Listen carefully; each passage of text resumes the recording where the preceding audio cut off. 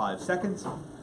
We're going to start our class today with a discussion of last class. So, turn this off. Okay. And I have a question on the board. Actually, 6 questions, but it's the same question in 6 different time periods. And the purpose of this question is to get you to start thinking about how constitutional law has evolved over time. I've described constitutional law not as a wrong way. For your benefit. Not as a straight line, but as more of an arc, and it kind of goes up and down and up and down. And one of the clearest manifestations of this is the doctrine of enumerated powers, and in particular the relationship between the Commerce Clause and the Necessary and Proper Clause.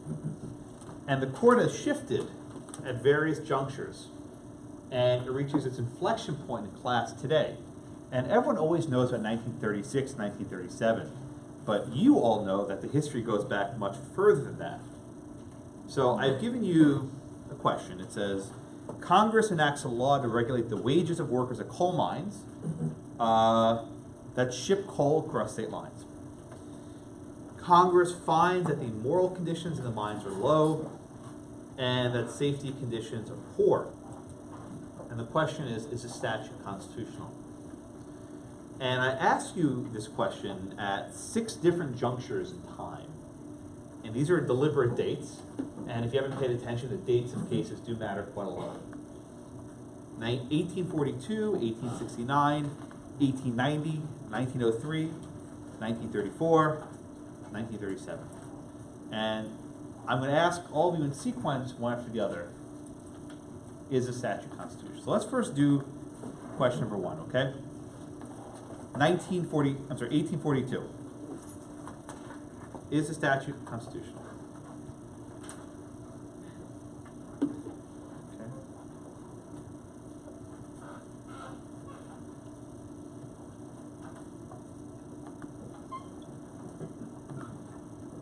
The year is 1842. Okay. Another 20 seconds or so. By the way, I'm keeping track of who's not answering questions, even though you're present. I'll talk to you. So make sure you put your answers in. This is for your benefit, not mine. I'll cut off in about 5 seconds. Okay. Stop. Okay. Question number 2. The year is 1869. Go. Same question, yes or no. Is it constitutional? 1869.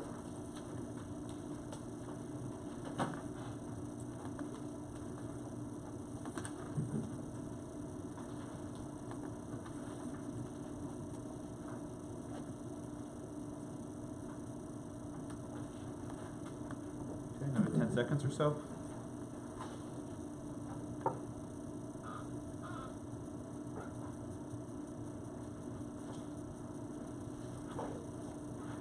Okay, I'm going to stop it now. Okay, question number 3. The year is 1890. Go. Decline. I'm actually glad. I was worried it would, of course. I was worried that someone called me would break the live stream, but it didn't, so I'm glad that was a good test. I think about these things. Okay, do another 10 seconds or so.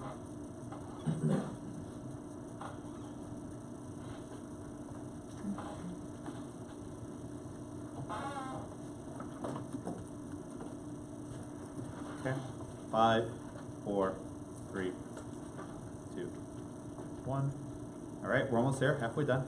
Question number 4, the year is 1903. Go.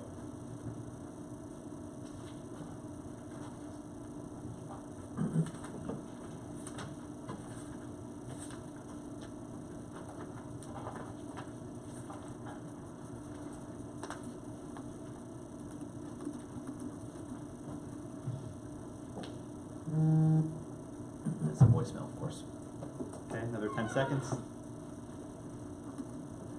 1903. Almost done. 5 more seconds. Okay. And we do number 5, 1934. All right. Is this statute constitutional in 1934?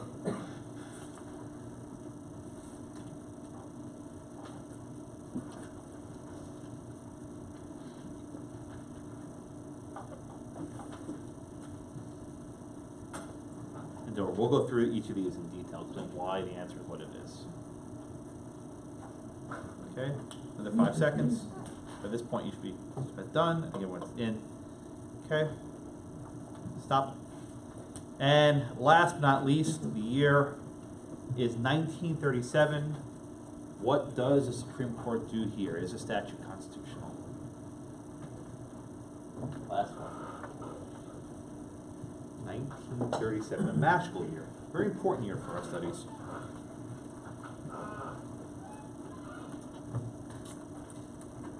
Okay, give another 5 seconds or so.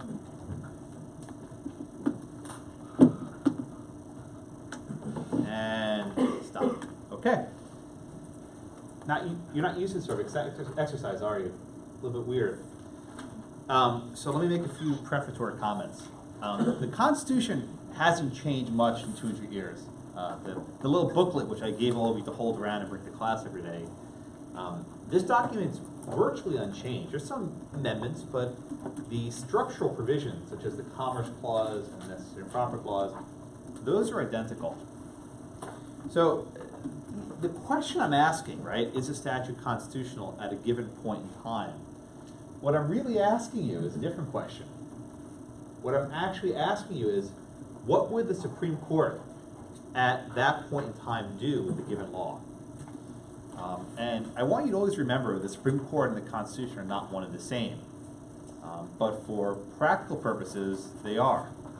And when you need to know at a given point in time how the court would handle an issue, you need to be aware of how this arc flows. So let me pull up the results. I haven't looked at them yet. Let's see what we got. Okay, so put this right next to it. Everyone can see the results and put it right on top. All right, so the year is 1840. Oh, this I'm in the wrong order. Question number 1. Okay. The year is 1842. Is this statute constitutional? About a third of you said yes. About 70% of you said no. Okay. Who was last? Who's up next? What? No, I was the last one to talk. Yeah, who was the last one to talk? I think I was the last one to talk. Aaron, did you talk last class? Yes. Okay, so Jackson, I think you're up next. Okay, Jackson, what did you put for number 1? 1842. I think I Let's put, record your answers. I don't actually know the answer. I think I put false, but now I'm thinking it's not false. See, that's why we see the numbers. But what did you actually do? Do you remember? Yeah, I think I put B. Why would you say that this statute is unconstitutional? What precedent are you relying on to get there? It was I think it was like the case, fugitive slave act. Yeah. Prigg, right? Was it 1842? I think I got the year right. Yeah. How did Justice Story and Prigg understand the commerce and necessary and proper powers?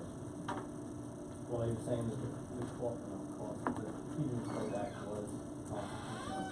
He did, that's right. But the indictment, the Pennsylvania indictment was not constitutional. Well, the state law was The state law. right. So here we have a federal law, right? So, yeah. So would the federal law have been upheld by Justice Story or not? Yes. I answer yes or no. Okay. Would it have been upheld? No. Why? I guess because they didn't have the limit on the constitutional, or they had more of a limit on the constitutional power during that time. Well, let's take a look at this, right? All right, Brittany, you're next. The question here, right? Congress enacts a law to regulate the wages of workers at coal mines that ship coal across state lines. Which provision of the Constitution would Congress rely on when enacting this law? Which provision? You haven't talked about any provisions yet. Well, in class 4. Which provision of the Constitution will Congress cite to justify this exercise of power?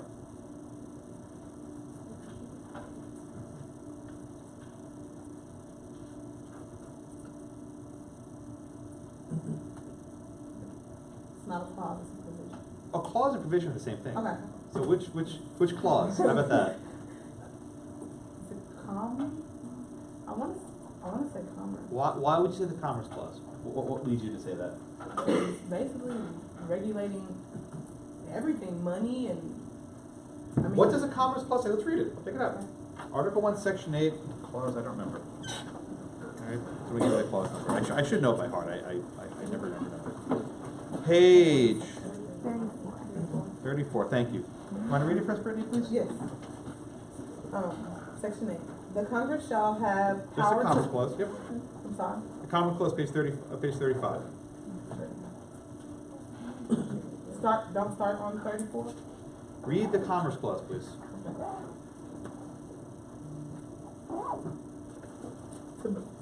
I'm confused on where you want me to start, I'm sorry.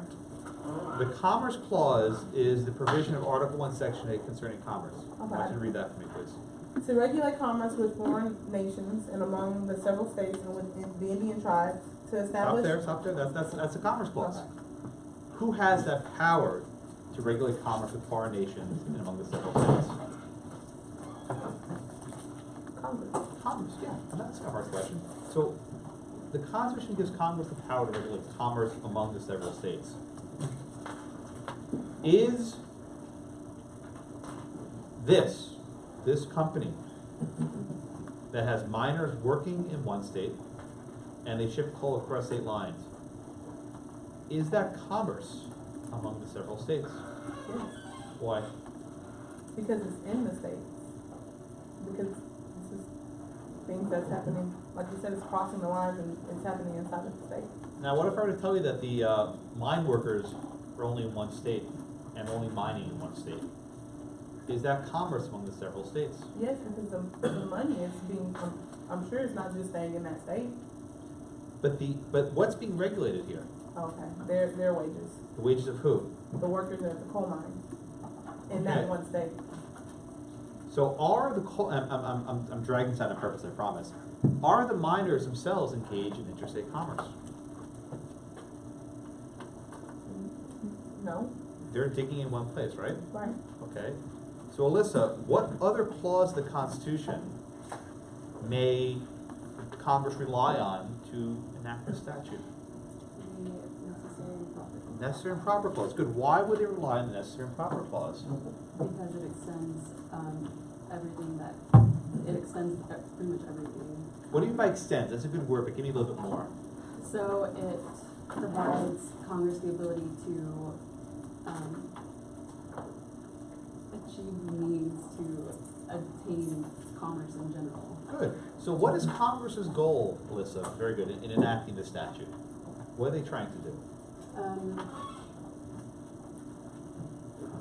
are trying to increase morale. And what else? Why would Congress regulate the wages of coal mine workers?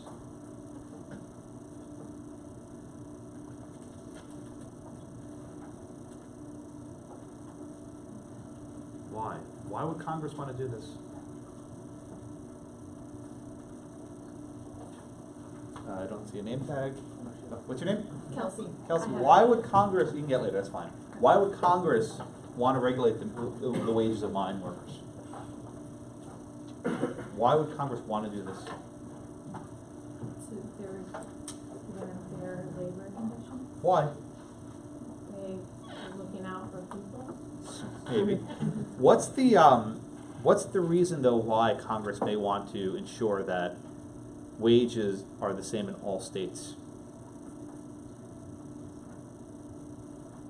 Setting a nationwide minimum wage. Why would Congress want that?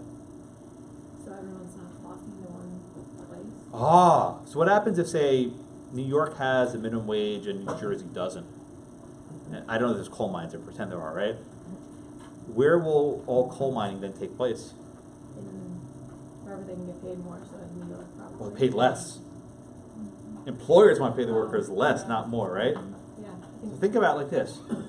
If Congress wants to create a national marketplace for coal, and they want to prevent, one state from flocking and having all of the low wages, the other state, has better working conditions, would Congress perhaps want to use a statute like this to do that? Yeah? Okay. So Cortland, let me ask you another question. How then would that purpose work under the necessary and proper clause? Right? Walk me through the analysis. I just described what Congress wants to do. They have a national market of coal mining, and they don't want one state to undercut another. Would be necessary and proper to prevent a monopoly? Well, where is their monopoly? Not a monopoly, but from people flocking to one state. Okay, so what's the end? What's the goal they're trying to achieve? What's their goal? Describe it for me. The goal in having the same minimum wage? Yeah, what's their goal there? Is it fairness Fairness where? for the employees Where? in the state that they work in? In any specific state? No, Where? the United States? The United States, right. Congress's goal is to have a fair commercial market for coal shipped in interstate commerce, right? They want a equitable, fair way to have wages nationwide. Okay, and then Cortland, what are the means they use to get there? What's their approach to get to that fair, equitable, nationwide marketplace for interstate coal shipments? What means are they using? The Commerce Law? What are their means? What is the way they're accomplishing that? By enforcing the National Labor Relations Board? Anything on that? What are we talking about? What's the question I made up? Oh, by getting a minimum wage. Yes, exactly. Thank you. The end that they're trying to accomplish is a nationwide market of fair coal shipped in interstate commerce. The means they choose is a minimum wage law, right? That's how they ensure that this interstate shipment of coal is done well. Okay? Everyone see. So, Mark, again, we're in 1842 here.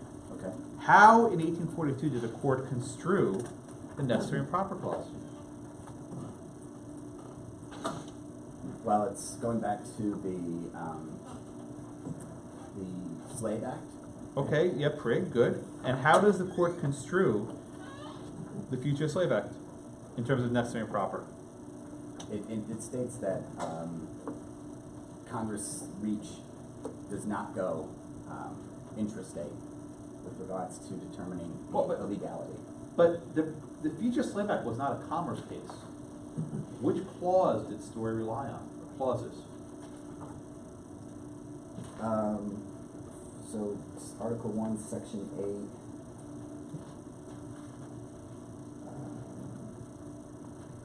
It's not the Commerce Clause, so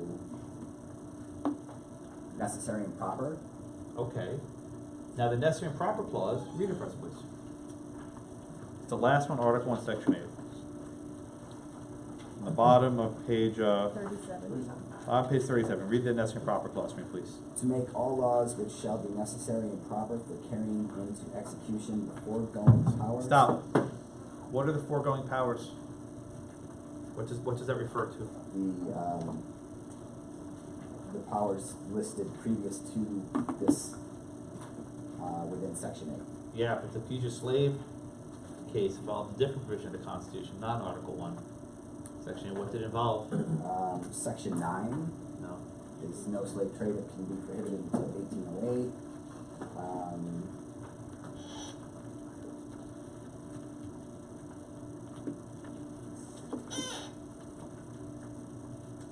Section 2 talks about slaves being counted as 3/5 of a person. No. What clause did Story rely on? You have to know this. Crystal. Oh, Oh, you want to finish it? Go. so there was the Fugitive Slave Act and the Fugitive Slave Clause. Yes, thank you. Article 4, Section 2, right? Article 4, Section 2. The Fugitive Slave Clause of the Constitution Story said that as a way to effectuate, as a way to implement the Fugitive Slave Act, as a way to implement the Fugitive Slave Clause, Congress has the power to implement the Fugitive Slave Act. You combine Article 4, Section 2, and as a necessary and proper means to get there, you can use this new act, this Fugitive Slave Act. Okay, everyone remember that. So Crystal, did Justice Story read in 1842, the necessary and proper clause broadly or narrowly? Narrowly. Why do you say that? Narrowly because he said that the Fugitive Slave Act did not limited to only within the state. It was the supremacy clause that he said oversees all of it. So it was only, I guess, broadly then. I'd say Well, which one is broadly. it? I think you walked yourself into an answer. Which one is it? It's broadly. Why do you say broadly? It's That's broad. correct. Your first answer was wrong. You walked yourself in. I'm glad I didn't stop you. I thought it was a glimmer, so I let you go for a minute. I think it's broadly because of the supremacy clause, the federal government oversees all of the states, which means that they have the ability to regulate everything within the states as long as it's among the states. So Crystal, what was the first case we did involving necessary and proper?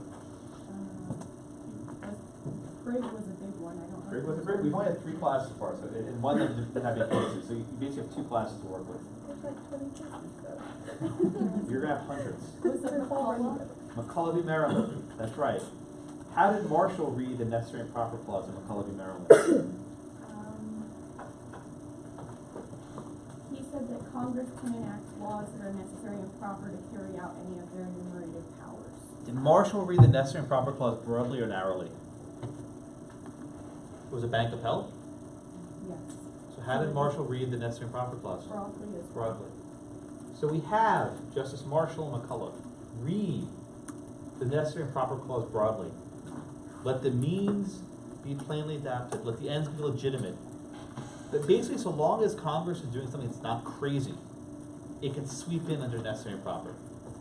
In Prig in 1842, Justice Story adopted that reading of necessary and proper. And because the Fugitive Slave Act was an appropriate way to accomplish what's set out in the Fugitive Slave Clause, it was upheld. So Story and Marshall were one and the same, right? They both read it. So had Congress tried to enact this sort of law in 1842, it would absolutely have been upheld. It would have been constitutional. Story read necessary and proper. So let's look at our facts, right? Even if mining takes place in a single state, it gets shipped eventually, but it's being regulated here, the wages of miners. Even if mining takes place in one state, if Congress wants to build a national market for coal with standard wages, this is a necessary and proper way of accomplishing that. So this isn't a straight up Commerce Clause case, it's a necessary and proper clause case. And under Story and Marshall, this would have been upheld. So the answer is actually A. Right, most of you got it wrong. Right? I'm glad I'm doing this. One of the reasons why this is helpful for me is it shows me what you are and are not getting. And I can calibrate accordingly. Let's do the next question, right? The year is 1869. Who's next? I think you're next, Mark. What's going on with the necessary and proper clause in 1869 in the Commerce Clause? What cases do we have there? We just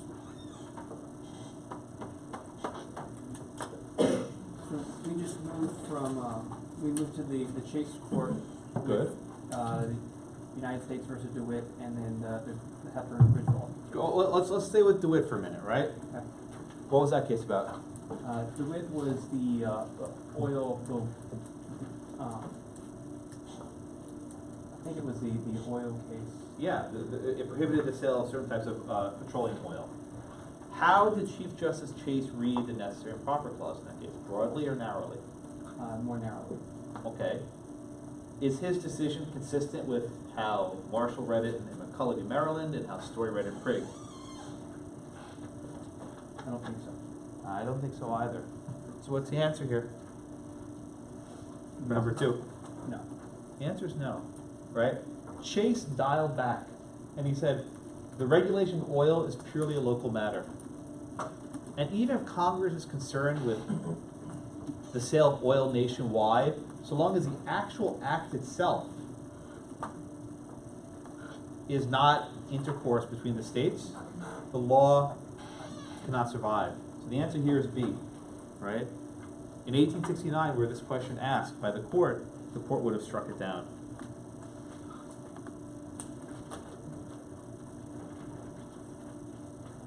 Okay? Let's try the next one. Bahara, let's look at number 3. The year is 1890. What do you think the answer is here?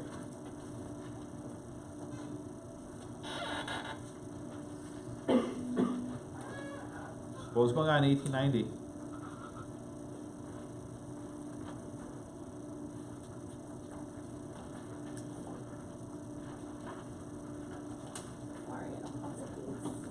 Yep.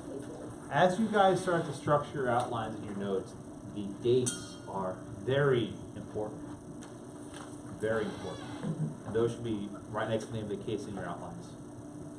What was going on in 1890?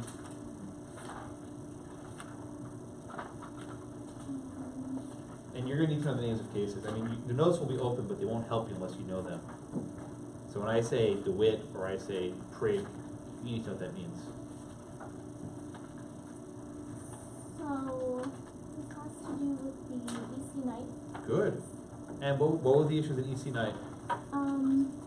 Basically, it was whether Congress could overstep the authority that they had with the Commerce Clause.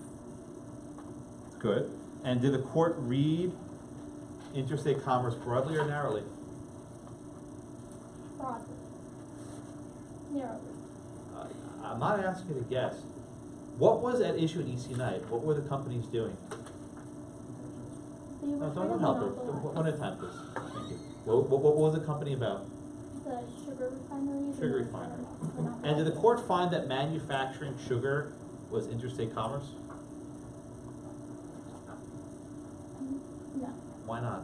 Why is manufacturing sugar not commerce? Because it has to do with among the states. It's interesting. No. Before we get to among, is manufacturing sugar commerce? What did the court with say? the shipments. Yes, exactly right. The court said that manufacturing is different than commerce. Manufacturing comes before commerce. Right? The court read commerce very narrowly. So, Bahara, finish it up. Is mining coal under the rule in EC Knight commerce? Is mining commerce? No. Why not? Because it's not being transported. Yes, exactly right. The mining of coal under the rule in EC Knight is not commerce. It comes before the commerce, because first you take the coal out of the ground, that means you clean it, whatever you do to it, and then you ship it. That is the commerce. And Congress can't regulate the wages of the mine workers under EC Knight.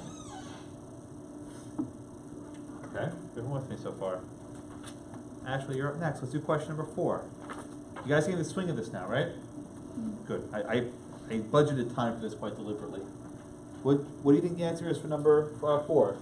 Years 1903. So I believe this is off of the Champion v. AIDS. Good. Yes, Champion v. Ames. That's the right And case. there was the more broad ruling, Good. and this was the lottery. Very good. So the tickets by themselves were not commerce. Good. But But the act of commerce is the transportation. okay. So why is mining coals by itself? So that would not be the act of mining the coal is not the commerce, but once they transport it, But does it, what is this law actually regulating? the transportation. No. Oh, Go back to the question. What was, we forgot our question, right? yeah. What was the question here? What is Congress actually regulating? Are they regulating how the coal's transported? Oh no, the wages of the workers. So how does this fall under Champion v. Ames? Okay, so it's not.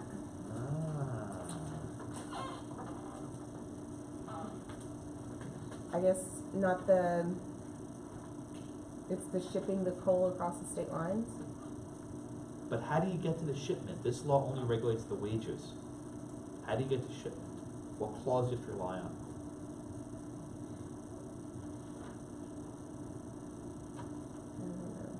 Well, actually, let me ask you a follow-up question, right? If Congress is limited to only regulating the shipment of coal, how effective do you think that is to ensuring that wages are set nationwide, if they can only regulate the shipment of coal? Well, it doesn't help it at all. Right. So what if Congress wants to go after the wages? What's the best way of actually doing that? What's the best way of Congress setting a nationwide wage? The answer's obvious. Is it by regulating the shipment conditions? No, by regulating the workers. Right. Or the So you workers. can make the argument under the necessary and proper clause that the best way for Congress to regulate coal nationwide is not by transportation conditions, it's by going after the wage workers directly and regulating their wages. So I think actually this is a close case. The answer is probably no, but it's a weird period. But I want you to think about Champy v. Ames, how that was like a little bit of a blip, right? Then we go ahead, Emily, to 1934, number 5.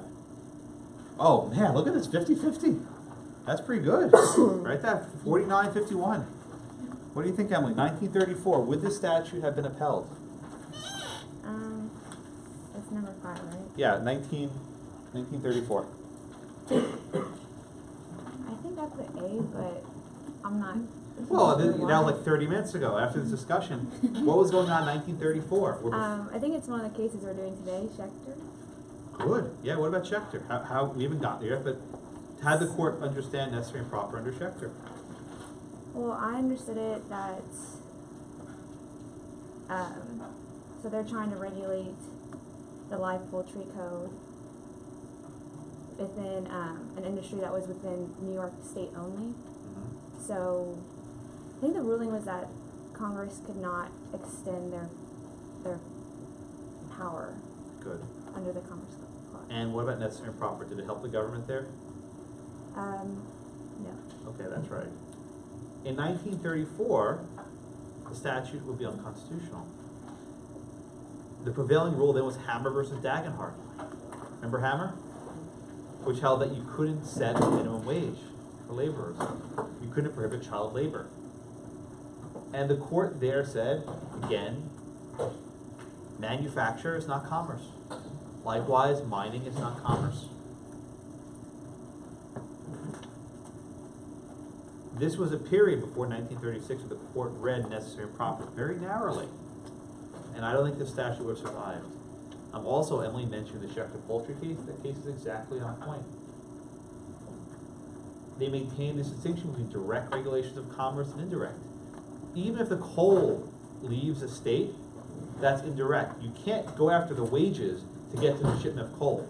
You have to go directly after the mining itself. And you can't do that.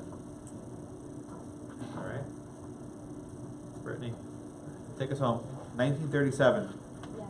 Oh man, look at that. 97%. Good for you guys. You got at least that much right.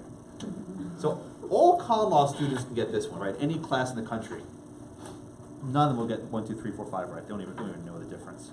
All they know is, 1937, but it's a lot more. Brittany, give me 1937. What's going on there? That's the union case. Yeah. NLRB versus Jones and Laughlin Steel. Yeah. At that point, what did the court say about necessary and proper in commerce? That even if it's an interstate employee dispute, if the repercussions can affect interstate commerce in a close and substantial relation. Very good. After 1937, commerce plus necessary and proper is basically a blank check. It means whatever you want it to mean. And the court will not be in the business of invalidating such actions. It wouldn't be until, I'm not going to ask you this one yet, but this is for reading next week, 1996, that the court would take another pivot in the other direction. Slightly, very slightly. Not nearly as broadly as these fluctuations. But what this episode, I think it's a good use of 30 minutes, illustrates is how the doctrine developed over time And what you all need to realize is at any given point in time, how did the court interpret various clauses, various provisions of the Constitution? All right. Good. Questions on this 7-minute or 6-part question? Eeny, meeny, I don't know. Go ahead. Thank you. Okay. So for 1903, you said it leans towards unconstitutional. I think so. There are other cases you haven't read yet, which make me think that. In 1905, there's a case called Laughlin versus City of New York, or Laughlin versus the People of New York, where the court invalidated a minimum wage law for bakers. You haven't read that yet, but based on my thinking in that case, it probably wouldn't survive. But it's a closer call because Championing the Angels on the books more recently. So I guess I had picked constitutional for that based off of the morality part of the That's question. exactly what I was trying to get at, right? That the lottery tickets were pestilence, and I put that in the question quite deliberately, so I'm glad you picked up on that. So in that case, It's a close call. I think it's a close call because I put the morality in there, but more generally because the lottery tickets themselves weren't commerce. The commerce was what the lottery tickets were being shipped. Here, the act that's being regulated is the wages of the miners. The miners never cross state lines. So that's why I lean probably not. I think it's a close call. By the way, on the exam, there's no one right answer. If you give me a good explanation, I'll take either one. There's never a single right answer. All these questions, I think you probably can go either way, maybe leaning one way or the other, but they're both, we argue both ways. My question was, I noticed that, I know we haven't gotten to these cases, so it might be an early question, but I noticed that Justice Hughes wrote both of those two cases. So Strange, huh? was there a reason as to his change in decision? Yeah, we'll get there. We'll get there today, I promise. But yeah, Chief Justice Hughes wrote Schechter, Poultry, and then a couple years later he wrote Jones Laughlin Steel. Strange, huh? Seems to contradict himself, doesn't he? Yes. Charles Evan Hughes, the Chief Justice, was probably one of the most respected Chief Justices. He was actually appointed as a justice early on. He actually left the bench. He became governor of New York, and then was reappointed by President Hoover, I think, as the Chief Justice. So he was a politician and a justice. He had both qualities. And one of the reasons why Chief Justice Hughes is respected so much is because of his stewardship during the New Deal, which we'll talk about.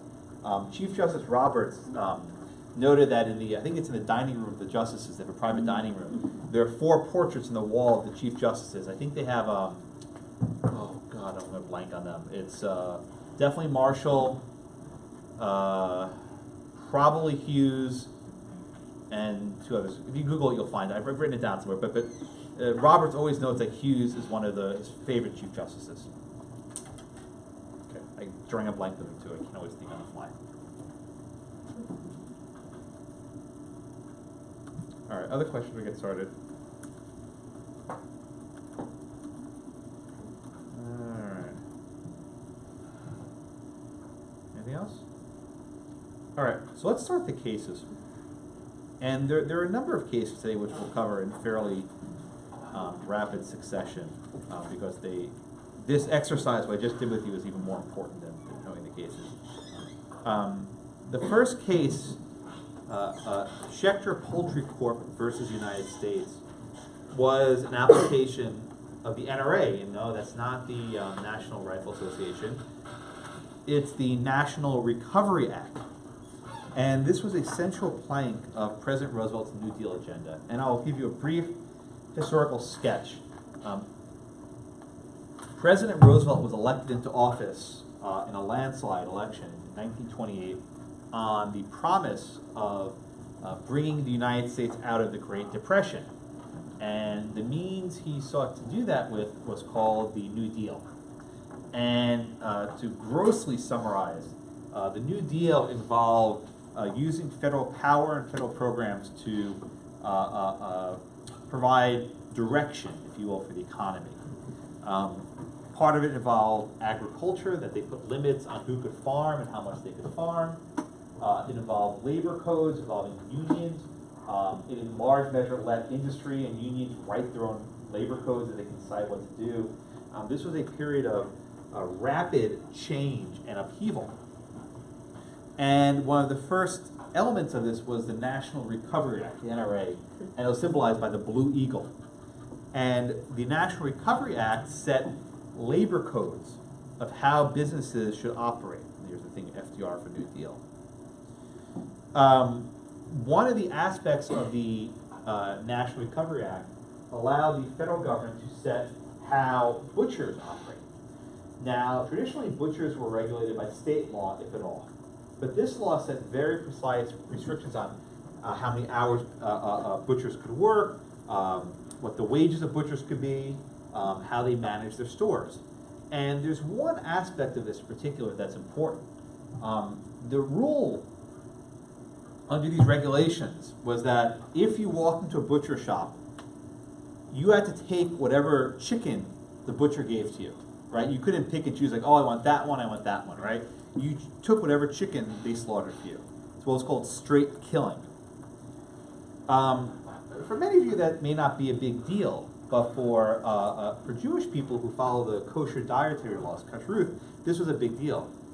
Under the Jewish dietary laws, you can't take chickens that have blemishes. So say if they have a sickness in their lungs, tuberculosis, whatever. The animal is not kosher.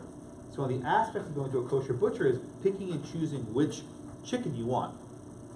In fact, this case is nicknamed the sick chicken case for that reason.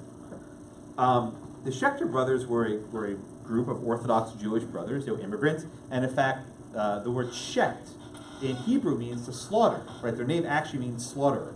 That's how you slaughter chicken. You shecht it by cutting its neck. Oops. So the Schechter brothers were actually arrested for not complying with this federal regime, and they were going to be sent to jail because they were allowing people to pick and choose their chickens that they wanted to have slaughtered for them. And it's hard to make out the picture here, but there's a picture of a Schechter about to slaughter a chicken. If you look on your computer, you'll see a little bit clearer. It's hard to do with the light.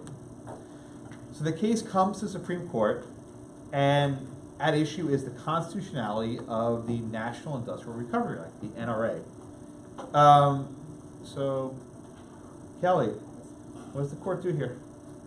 So the court ends up saying that it was a reach and it was on exercise of federal power. Okay, why is this law unconstitutional? Because it didn't directly affect interstate commerce. Here it was a question of... Use the magic words, right? You just say it again, use the magic word. It was not directly affecting interstate commerce. What is the difference between direct and an indirect regulation of commerce? What's the difference? You're exactly right. You gave me the right answer. What's the difference between a direct and an indirect regulation of commerce?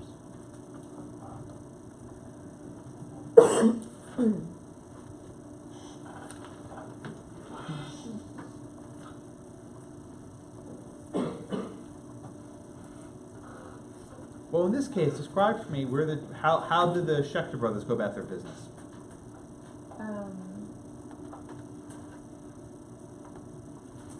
They weren't following the straight killing. They were not.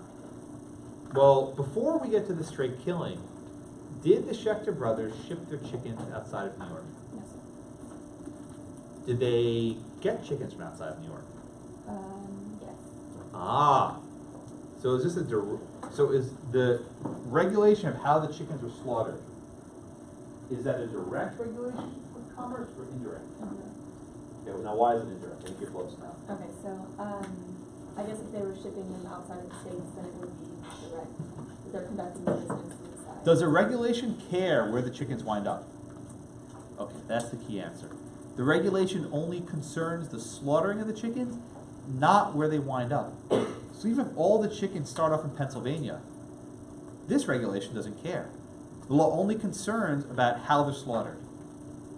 So in a way, Congress was sloppy, right? China, let me ask you a question. What if Congress had written the statute separately and said, anyone who slaughters a chicken that traveled in interstate commerce must follow these rules? Would that have been a different story? I believe so. Why? Because since they are technically coming from outside the state, that is interstate. But you see here, the court doesn't quite make a bold pronouncement. They say, look, Congress didn't actually specify that the chickens need to travel across state lines. Now that would create a problem though, China, because what happens if you get some chickens from New York and some from Pennsylvania? How would that work with the regulation? How would anyone even know? Chickens, they all go together, they flock together, right? Feathers everywhere, I don't know. I believe they would have to either expand it to be all chickens, Oh. or. And what would allow Congress to expand it to all chickens? Which clause of the Constitution? We're talking about Commerce Clause, which clause would they have to rely on then? Yes, exactly, tell me why. Because it would be, I think it would be easier for them to expand the necessary and proper clause than to differentiate the chickens. Does the where- court here talk about necessary and proper much, China? So I'll save you the look at the answers now. Okay, so Rosario, why doesn't the court uphold the National Recovery Act under necessary and proper power? Say, look, it would be insane to have to say, oh, where did this chicken come from? Do you have the birth certificate? Right? I mean, I don't know how you would even do that, right?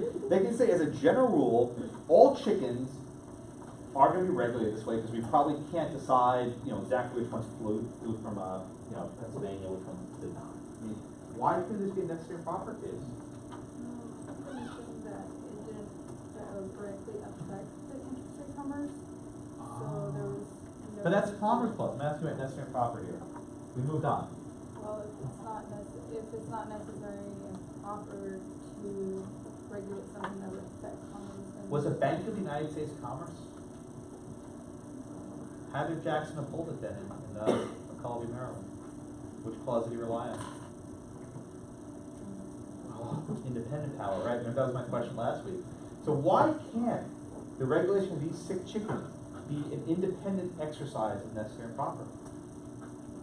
The court doesn't answer that question. Yami, you want to take a stab at it? Ariane? I would say that because regulating their wages and regulating how many hours they could work it's not a means of they can't stand on their own because it's not a means of regulating the commerce itself. Does that make sense? But it's an additional one, right? The bank was in commerce, but their goal was to have a nationwide system of commerce, right? That's why they built the bank. Here they have a nationwide system of healthy chickens, right? And the only way Congress can have a nationwide system of healthy chickens is by these codes. Why can't they do that in necessary and proper? Why not?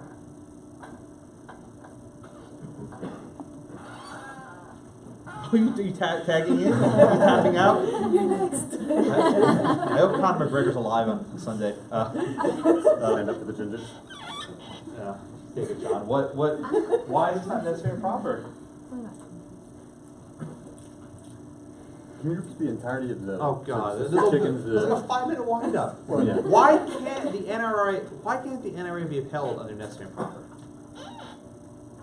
See, I'm on the same page as them. It's the. You tapped out. You're done. I keep wanting to go. One at a time, I please. keep wanting to go back to commerce, which I know that. But it's independent. That's the point. Right. With necessary and proper, it's separate. So I'm picking on these guys for fun, but the answer is it probably should be, right? Right? The answer is it probably should have been upheld under necessary and proper.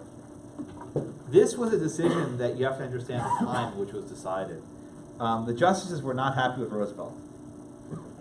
They weren't happy with him because they thought he was going too far and too fast. This was a unanimous decision. There was no dissent here. Unanimous. They saw, oh my God, this is going too far, and that Congress didn't even bother putting in a hook about commerce. Like, they didn't even say chickens that travel in interstate commerce. They just said, we can regulate every chicken in the United States, doesn't matter why.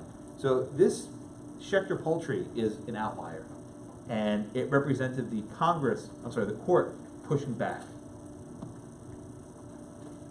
Okay? Everyone with me?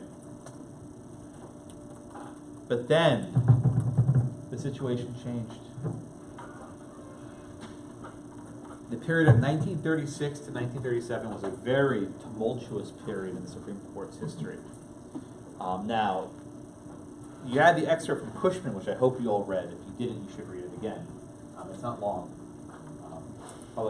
be sure to read everything I sign. Don't skip it because it doesn't look important. It's all important when I sign it. The conventional story that most law students learned, and I learned, is that in 1936 and 1937, Roosevelt announced the Corp packing scheme. What is the Corp packing scheme? Roosevelt was frustrated that the court struck down its agenda in cases like Schechter Poultry. And he said the only way to fix the Constitution is to change the court. And his plan was this: he would add one new justice for all the justices over the age of 70. Now, the stated reason for this is that the justices are old, they can't keep up with their workload, we need fresh blood. Give me a break. No one believed that for a second. He wanted to appoint justices sympathetic to the New Deal. Right? Now, members of his cabinet said, you know, why don't we just amend the Constitution? Why don't we pass an amendment saying that Congress has the power to regulate whatever it damn well pleases, or something to that effect? Right? Congress has a full power to regulate the police power. Could have done that. But Roosevelt deemed it too difficult to pass an amendment. There would have been too much opposition in the states. Remember, the states have to ratify amendments. So instead, he said, let's just change the composition of the Supreme Court. So as the story goes, there was a decision called West Coast Hotel v. Parrish. It involved a minimum wage law in Washington. Now again, this wasn't a federal law, it was a state law, but it involved a minimum wage law. And the story is, originally the court voted to strike down the minimum wage law. But then after Roosevelt announced his Corp packing plan, there was a switch. The switch in time that saved nine. You may have heard the expression, the stitch in time that saved time. This was a switch in time that saved nine. Justice Owen Roberts, no relation to John, changed his vote to uphold the minimum wage law. The story goes he was afraid of Roosevelt and didn't want to have a confrontation with the court. And after Roberts changed his vote, Roosevelt backed off the Corp packing plan because he had won. And all the 5-4 decisions that used to go against the government now went for the government. That was the conventional story, which is not really accurate.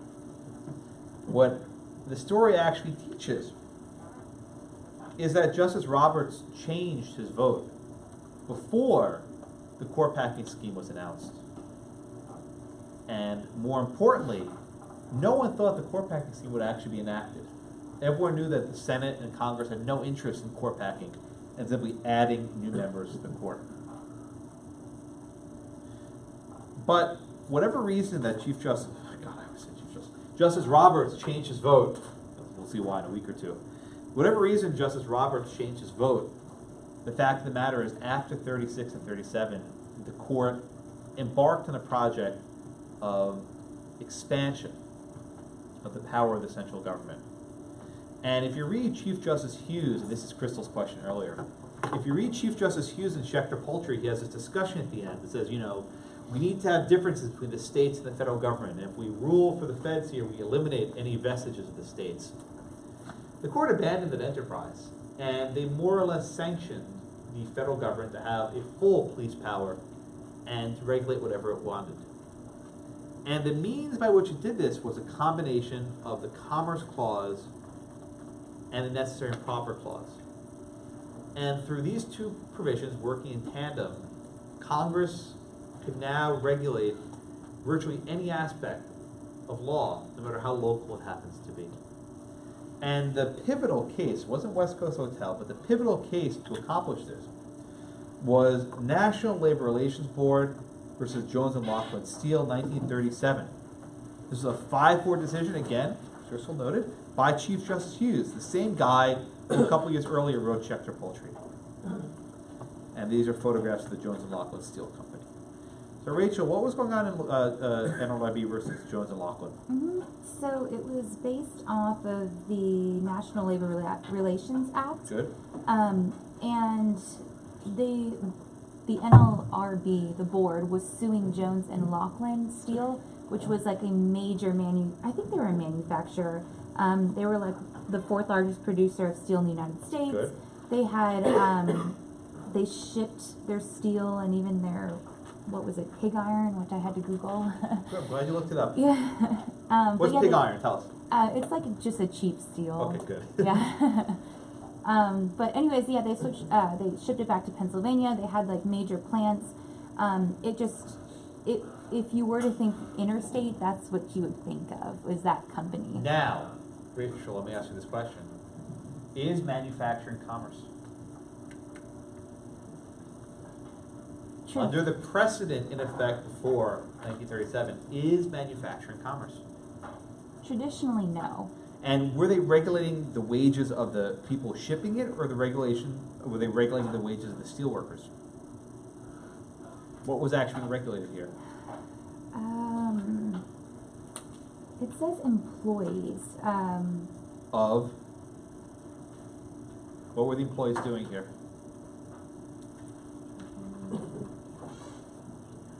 That were engaged in the business of manufacturing? Manufacturing. So I'll ask you the question again. Is manufacturing commerce under the precedents in effect at this time? Yes, after this. Before, I said. Oh, before. In 1936, was manufacturing commerce? Yes. No? No. No? Well, how do you know that? What case, Lacey? That case, We did a few minutes ago. yeah. Is slaughtering chickens commerce? Oh, no, Is refining sugar commerce? no, shipping. Is shipping, right? Yeah, that's what I said. And that was the EC Knight. EC Knight, very good. So under the rule of EC Knight, and also Hammer versus Dagenhart, right? Manufacture is not commerce. Manufacture was not commerce under the rule. So here they weren't regulating the shipment of the truck drivers. They were regulating the shipment of the steel workers in the steel mills. So Lacey, finish it up. Under Hammer and EC Knight, was this a regulation of commerce? The regulation of the steel workers under EC Knight? Was the act, Yeah. it was regulating, so it was unconstitutional. Yeah, exactly right. Under the rule of Hammer versus Dagenhart and EC Knight, the NLRA was unconstitutional as applied to steelworkers. Why? Because they were manufacturing. Right? Jessica, back up top. Is regulating the wages of the steelworkers a direct regulation of interstate commerce or an indirect regulation of interstate commerce? When you're working at just the steel mills, they go up, same factory every day, never leave the state. Indirect. Exactly. Why is it indirect?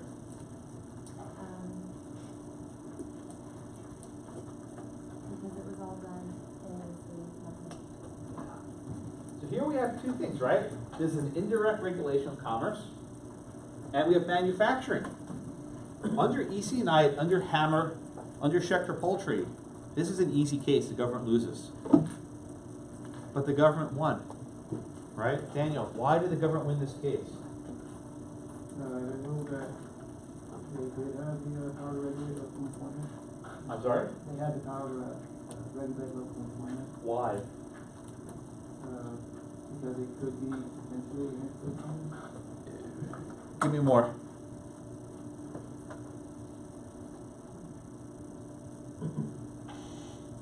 Whether it's direct or indirect, could be a burden on interstate commerce.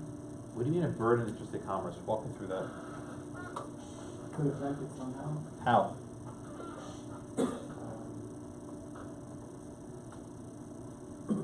How would having underpaid workers impact interstate commerce? To shift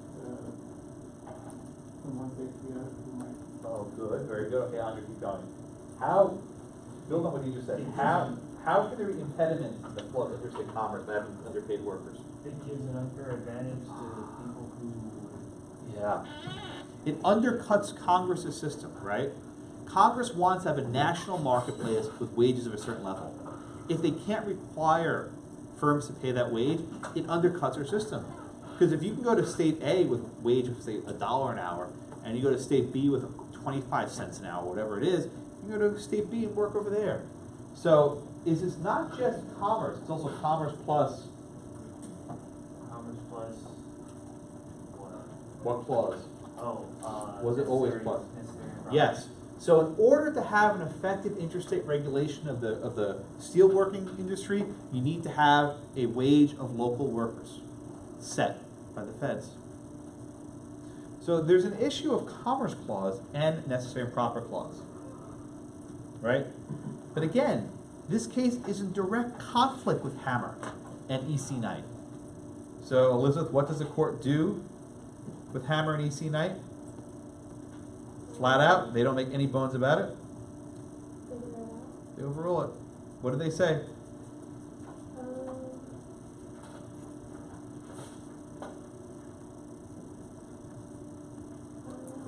Basically, like if the activities are when they're separately considered. Yeah. Yeah, you're exactly right. I mean, is this case consistent with EC Knight and Hammer? No, it's not. And it's in the next case, right? Actually, Darby, which is, I think, was the same year or the year after, where basically they say flat out, we're getting rid of this, right? Zach, what does the court say in Darby? Darby concerned the shipment of a lumber. It was a minimum wage for lumber workers, right? What does Darby say then about Hammer and the other cases? They say it flat out. There's no hiding it. No, they say it was novel and unsupported, pretty much. What does that mean? Novel and unsupported? What does that mean? Pretty much just saying it's flat out wrong. Yeah. They say Hammer was wrong. The reasoning of the court's opinion cannot be reconciled with the conclusion we've reached today. In Darby, the court said the power of Congress under the Commerce Clause is plenary to exclude any article from interstate commerce. Right? Hammer has not been followed. Its motive has lost force. And then they say something interesting. They say Hammer departed from Gibbons. Zachary. Was Gibbons followed consistently throughout the 18th and 19th century? Not consistently, no. Yeah, let's go back to our questions, right? You know, they jump around. Jump up, down. Like, the questions jump around. Chief Justice Chase didn't really like Gibbons very much, and he read Commerce narrowly. Always have fun with what you do. Chief Justice Chase didn't like Gibbons. The court in the early 20th century didn't like Gibbons very much. They read it narrowly. So is the court here simply going back to Marshall? Is Marshall always going to be right because he's John Marshall? Do the progressive courts and the Chase courts have a stronger claim to the Constitution than the John Marshall? That question doesn't matter much because here the court made it for us. They basically said Marshall's right, Gibbons is right, McCullough is right, and because we can uphold this under commerce necessary and proper, because there's a legitimate act here that Congress is doing, the court will not stand in their way. And the court goes on to make a point that you'll see throughout, that the 10th Amendment is a truism. Anthony, what does that mean, the 10th Amendment is a truism? What on earth does that mean? The 10th Amendment is a truism. He says this at the end of the opinion in Darby. So it is a truism that all is retained what has not been surrendered. Okay, tell me what that means in your own words. It means that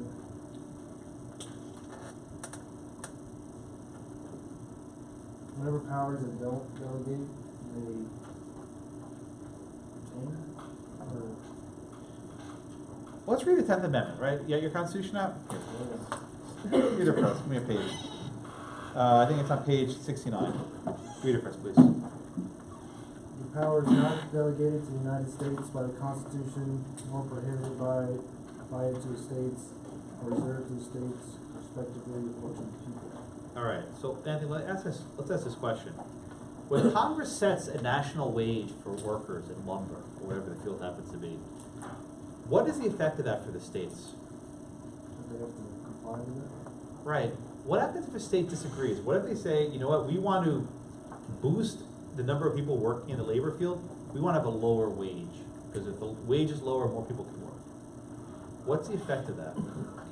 Can the state go ahead and lower wages if Congress sets a minimum wage? No. They can't. So what is then the effect of these federal wage laws on the state's police power? But they have to violate it. And does it diminish or expand their powers, the states? Diminishes. Diminishes. Right, so whenever you have these federal laws, never forget that that displaces, that eliminates the ability of the states to regulate something similar. Right? The feds are doing it, the states can't do it. What the court had said in the past, in cases like Hammer and E.C. Knight, is that these are problems for the states to resolve. Labor is a local issue, and the state should resolve it. So in that sense, the 10th Amendment didn't only state that whatever is not delegated to the federal government is reserved for the states. The 10th Amendment stated a principle of states' rights, right? That the states had a power and they should exercise it. Here the court says, not really, right? All it says is whatever power is not given to Congress retained by the states, and oh, by the way, the power to regulate wages is given to Congress. Therefore, it does not belong to the states, it belongs to Congress first. And if Congress chooses to exercise that power over wages, the states cannot. So here the court basically reads the 10th Amendment out of the Constitution. I don't say that lightly, I don't like saying that, but that's how this opinion is viewed. It has no meaning other than simply declare powers not delegated or retained by the states. It doesn't affirm that states have these rights in the first place to regulate their local conditions. And this would largely be the rule of the 10th Amendment until the late 1980s, early 1990s. With the Rehnquist Court, they will start giving some teeth back to the 10th Amendment. But this decision, Darby and also Jones and Laughlin Steel, knocked down any meaningful limits on federal power and eliminated the role of the 10th Amendment, states' rights, as a check on federal power. All right, so these were very significant decisions by the court. So questions on Jones and Laughlin Steel or Darby?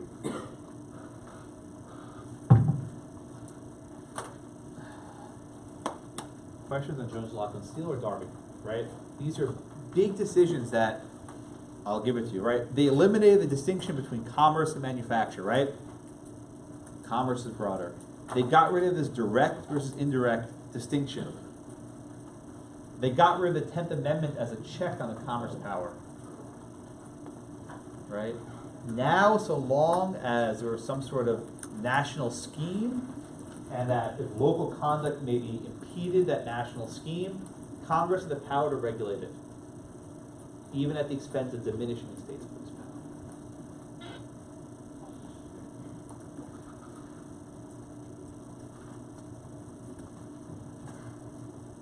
power. Okay?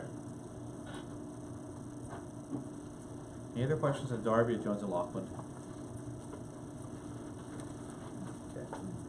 The next case, one of my favorites, Wickard versus Filburn. All right, where am I? Case, give me the facts on Wickard, please. Okay, the Filburn was a farmer. Farmer, Filburn, yep. He produced wheat, and the government enacted an act that limited him on how much he could produce. And he used it. He sold some. He fed it to poultry and livestock, and some of it used for home consumption. They limited it, but he just, I guess, didn't care. So he went ahead and grew as much as he could, and they imposed a penalty on him for 49 cents a bushel. Very good. Very good. Okay. So let me walk you through the background of this case. One of the innovations of the New Deal was the idea that we could use government to control prices of crops. And the government determined that there's too much food. Mind you, this is in the middle of a depression, right? People were starving. But the government said the reason why people are starving is there's too much food. Huh? I'll explain. Because there's a surplus of food, prices are too low. And because the prices are too low, farmers are hurting. So the way to improve the economy is to increase the profits for farmers by reducing the supply. Let's cut back on the amount of food on the market. Okay? How do they cut back on the food in the market? They set quotas. They said for every acre of farmland you have, you can only grow X amount of food, X number of bushels of wheat. I don't know what the hell a bushel of wheat is, whatever. You can only grow X bushels of wheat. The carpetbagger comes at me sometimes. This is one of those classes. In property class, they tried to explain what an acre is to me. I still have no conception of what that even means, but I'll survive. This is Claude Wickard, who is the Secretary of the Agriculture. And I love this picture. You can see him sitting there with his new dealers, and they have these charts in the background. And that says eggs, it says wheat, rye, rice. And you have these geniuses of central planning who are endeavoring to figure out the right cost and the right quantity for farmers nationwide to grow their crops. Okay? And they determined that Farmer Filburn could only grow so many acres of wheat. Filburn said, screw off, I don't care. Now, the facts you have in your books suggest that the wheat he grew was in part to ship, but the other part was for local purposes, that he would use it to feed his own chicken, his own livestock, his own animals, everything else. That's probably not true. He sowed 23 acres, he harvested 11.9 acres, and in excess acreage of 239 bushels. Now, a student a year or two ago who was a farmer explained to me that this is a lot of wheat. Does anyone have any knowledge about this? I don't. But he said this is such a significant amount of wheat, there's no way his livestock ate that much. It's impossible, that this is way too much. So he was basically breaking the law, right? He was so obviously shipping this stuff to farms. This was not staying on his farm. It doesn't matter for our purposes. We'll take the facts as they are.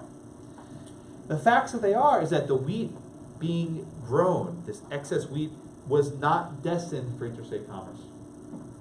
It would not even leave his farm. It would only be used for his own purposes.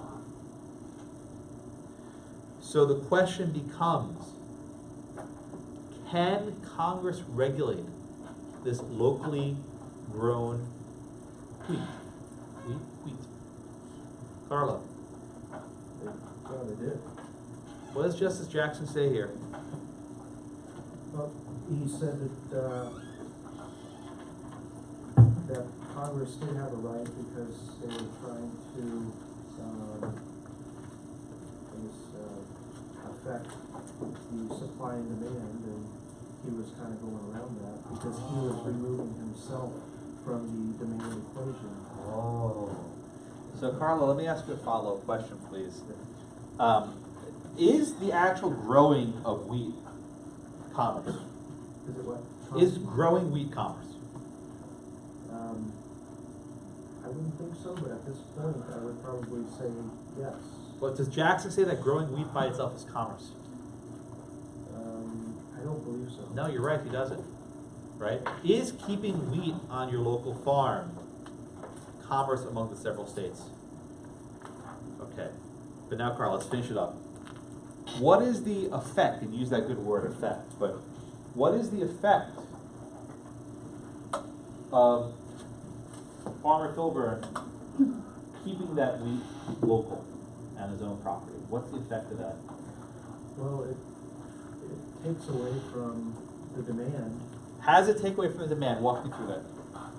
Because if he had stuck to his quota of, 11 bushels, or I don't remember, something like that. If he had stuck to his quota of a set amount, he would be then partaking as a demander of that amount or of the aggregate of what everybody else is producing. But since he is growing his own, he's not going into the market one bit, so he's removing himself from demand. And everyone hear what you just said? Everyone follow? You're exactly right. Yeah, let me summarize, repeat what you said, Carlos. You're exactly correct. Let's say Filburn actually followed the law, right? He stopped at the limit he was. If he needed extra wheat for his chickens, what would he have to do? Go to market, right? Buy it from someone else. But he's not doing that. He's doing it himself. By growing this local wheat, he is removing that demand from the interstate market. And maybe when he buys it on the interstate market, it'll come from Pennsylvania, it'll come from Nebraska, it'll come from somewhere else. So the argument here is this, and follow me here, folks, this is a little bit tricky. The decision to grow wheat itself is not interstate commerce. But his decision to grow local wheat has a substantial effect on interstate commerce. Those are your magic words, substantial effect. The decision to keep wheat local has a substantial effect on interstate commerce because it affects the demand in other states. And if Congress wants to have a nationwide market with stabilized processes and stabilized prices, one way of doing it, and an effective way of doing it, is setting a nationwide quota. This is no different than the minimum wage in Jones and Laughlin, right? This is not simply a Commerce Clause case, as everyone seems to think it is. It's not. It's necessary and proper, right? That in order for Congress to regulate this local wheat, which has a substantial effect in interstate commerce, they can regulate wheat that never crosses state lines. But the difference with Jones and Laughlin, this is the big difference, is that Jones and Laughlin actually shipped steel across state lines. They were actually an international business. Farmer Filburn was not. He said, he was lying. He said, I will not ship my wheat. He was lying. He totally was lying, right? He was selling in the marketplace, you know it. But taking his facts as given, the wheat does not cross state lines. And therefore, there's no substantial, therefore there is no actual interstate commerce, but there is a substantial effect in interstate commerce. So after Wickard, right, you have to ask yourself, not only is it an act of commerce, but does this economic activity have a substantial effect on interstate commerce? I'll write it for you so it'll be nice and clear, right? Okay, right? Wickard, does the economic activity have a substantial effect on interstate commerce? Right? Carla. I've got a question, because let's just say, take the facts as given, and he was not making extra side cash, and he was just producing for himself. Before the quota, he was probably producing for himself as well. So really, he's not affecting demand then to begin with anyway. So they're really trying to stimulate. Everyone understands this question, right? It's hypothetical, right? In reality, he probably never modified his acreage. He was always making the same amount. But the reason why the substantial effects test, we're going to get you in a second. The reason why the substantial effect test is, it doesn't have to be based on reality.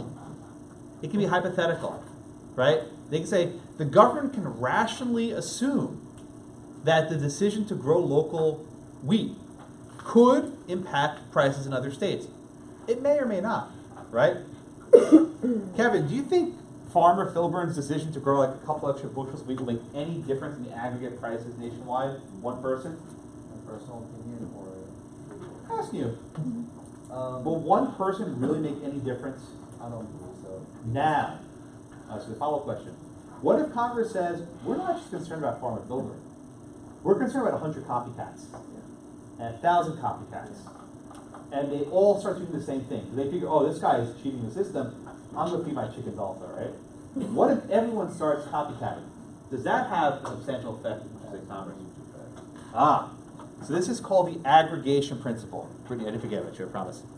The aggregation principle. And this answers, I think, both Carlo and Kevin's question, right? Even if one person's demand is irrelevant, Congress can aggregate them, that is, add them up together, right? They can say, we think that there might be 1,000 farmers who will do this. Maybe there are, there probably aren't, but we're going to add them all up together. And we'll assume that in the aggregate, these economic activities have a substantial effect on interstate commerce.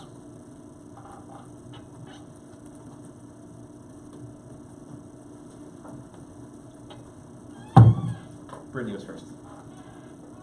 I'll get you second, David. This is kind of a terrifying ruling, because. Terrifying, oh my God, why is it terrifying?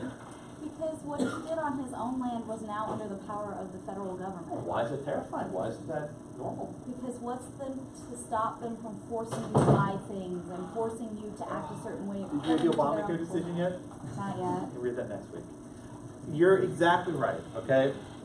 So I'm only doing this because Brittany gave me the preview. What's the limiting principle here? If Congress can regulate any economic activity, when taken in the aggregate, that could theoretically, maybe, possibly, have a substantial effect in interstate commerce, what can Congress not regulate? Right? What is beyond the scope? Now, had you gone to law school until like 1995 or so, the answer to this question, if I was sitting here, I've been like 10 years old, right? But if I was giving you this answer, right, I'd say to you, Brittany, there is no limit. Congress do whatever it damn well pleases. I will give you that answer. But in the 1990s, with a decision called United States versus Lopez, which involved the question of whether a high school student in San Antonio can bring a gun to school. Is the mere possession of a firearm in a school zone interstate commerce? Court said no. Another case called United States versus Morrison. Is an act of domestic violence interstate commerce? Court said no. But a couple years later, another case. Is locally grown marijuana, right, growing some weed in your backyard, the seeds never cross state lines, can Congress regulate that? Court said yes. But fast forward to 2012, I'll get to you. Fast forward to 2012, NFIB versus Sebelius, the Obamacare decision. Can Congress make you buy insurance? That is going uninsured economic activity? Can Congress regulate your decision to go uninsured? They split 5-4 on that question. They said they cannot. Follow? I mean, it just kind of goes back. They just can pretty much do whatever damn well they please. Yeah. And that was the rule of law for 60-something years. But even then, I mean, okay, they've gone against a couple things now, but still, even the marijuana, they can, when they decide they want to do something, it's just Well, really you read the terrifying Jackson what they reading, want right? with You read the Jackson reading, right? Where Jackson went back and forth in this case. And in the earlier drafts, Justice Jackson was a lot more candid. And he basically said, let's be honest here, right? We're effectively saying that the federal government has a police power, and they do whatever they damn well please. They didn't quite say that in Wickard. They tried having these things like, well, there's international marketplaces and this and that, but the import of when you combine Darby plus Jones and Laughlin Steel plus Wickard is that there's virtually no activity beyond the scope of federal power. Maybe I'm just not smart enough to get it. Oh, don't but say that. How do they get from the Marshall Court to this? How have we evolved so drastically? Well, I think the answer is they would say this is what Marshall had intended all along. What did Marshall say? So long as the ends be legitimate and the means be proper, Congress do what it wants. I mean, the seeds of Darby and Jones and Laughlin and Wickard were planted by John Marshall 200 years ago. The court deviated from Marshall. Maybe Marshall was wrong, maybe he was right. I'm not a Marshall fan, but maybe he was right. But this extends from the idea that the federal government should have a power over national marketplaces. But why Wickard, I think, makes me so troubled and afraid, and whatever word used, distressed, right, is because this is explicitly locally grown stuff with no chance of ever crossing a state line. And if even that is problematic, then there's no limits. The court would not put limits for another 5 or 6 decades. I'll give you a preview of your reading on Tuesday. Is the possession of gun economic activity, right, this magic word? Growing wheat, economic activity. Possessing a gun, not economic activity. So the court wouldn't scale back the substantial effects test. They would simply say, oh, going uninsured, that's not economic activity, it's economic inactivity. You're going uninsured. But that was a 5-4 decision. David, patiently waiting. Well, pretty much covered my comment, because I was about to say the same thing as an activity that has a substantial effect moves over to not participating in or not buying something. That's the issue of the Obamacare case. We'll get there in about a week or so. Sorry, was your hand up? I saw this. No, I'm doing this minimum. Well, I mean, he could have just paid the 117 and written it off as the cost of doing business. Because on the open market, that same amount of wheat would have cost him 277 based off of the market price provided. So you're saying he would have been better off just paying the fine? Absolutely. Well, he didn't want to pay the fine. He wanted to have his cake and eat it too, right? He wanted to sell his wheat for free without paying the penalty. But he could have. The other issue, which was not clear in the case, is there's something called farmer's insurance, which you probably are aware of. And if you didn't participate in this program, you could get farmer's insurance. The farmer's insurance was basically saying, say you have a dry season, or like say there's like an infestation of weevils, I don't know, and they eat all of your food, you can get insurance against that. And the Fed said, okay, you want farmer's insurance, play along with our quotas. So it was virtually impossible to be a member of the farming community without complying with these quotas. And by the way, there was a bit in the reading. Not all the farmers wanted this, only about 80% did. And there was this thing about the radio address, you noticed that? Wickard, right, the Secretary of the Agriculture, he lied his butt off. I have it in an article somewhere, but like he made all these misstatements about how this program would be awesome, and he basically had the farmers vote on this. And even though farmers didn't all agree, they were still bound by it. It was a very weird time in the 1930s and 40s where the notion was, let's let the industry regulate themselves, and people can vote with their own colleagues of how to regulate it. It's a very strange norm that's divorced from what we have today. So we have Wickard, right? Economic activity, taken in the aggregate, has a substantial effect on interstate commerce. Congress can regulate it. In fact, this is a decision that when I lecture outside of law schools, Brittany's reaction is typical. It's like, how could that possibly be law, right? How could that possibly be the answer? If there's a difference between the federal government and the state government, how can this be right? But this is the law that we have. Do you hear a lot of people say that it stinks of socialism? I don't know. Did you say that? Are you trying to impute to others what you think? I mean, not that whatever. It was, people tell me, right? That's my favorite. I hear all the time. My friends always tell me. You just said it. Is that your opinion? Yeah. It's actually more fascism than socialism because it's letting industry control itself. So it's more fascism than socialism. But any anti-fuzz here? Right? Never mind. Anyway, so we're moving on. Antifa. All right.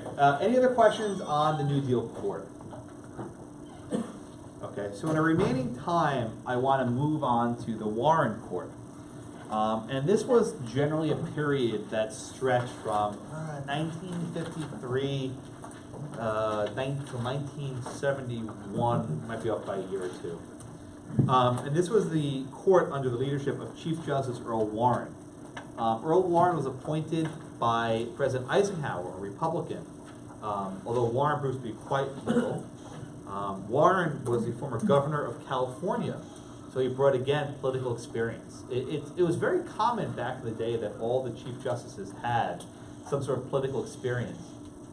Chief Justice Warren did, Berger did not, Rehnquist did not, Roberts is a politician of his own nature, but they don't have any official political experience.